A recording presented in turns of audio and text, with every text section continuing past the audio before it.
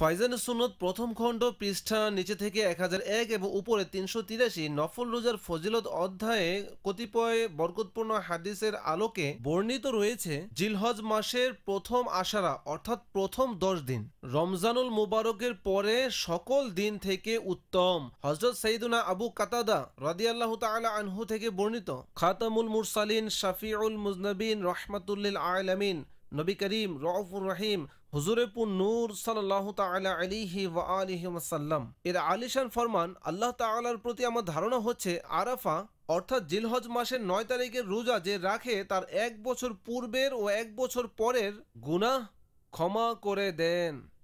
উম্মুল মুমিনিন হযরত সাইয়্যিদাতুনা আয়েশা সিদ্দিকা রাদিয়াল্লাহু তাআলা আনহা থেকে বর্ণিত, হুজুরে পুন নূর সাল্লাল্লাহু আলাইহি ওয়াসাল্লাম ইরশাদ করেছেন, আরাফা অর্থাৎ জিলহজ মাসের 9 তারিখ এর রোজা হাজার রোজার সমান রয়েছে। হাদিস শরীফ এই পর্যন্তই। সামনে মাদানী ফুল রয়েছে, কিন্তু হজ সম্পন্নকারীর জন্য যে আরাফাতে অবস্থান করছে, আরাফা অর্থাৎ জিলহজ মাসের 9 তারিখের দিন রোজা রাখা মাকরুহ।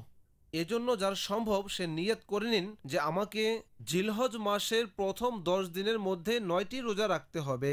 10 তারিখে রোজা রাখা যায় না, 10 তারিখে তো ঈদ হয়, ঈদের রোজা রাখা যায় না। জিলহজ মাসের 10, 11, 12, 13 এই 4 দিনের যে রোজা রয়েছে এগুলো শরিয়তে জায়েজ নেই।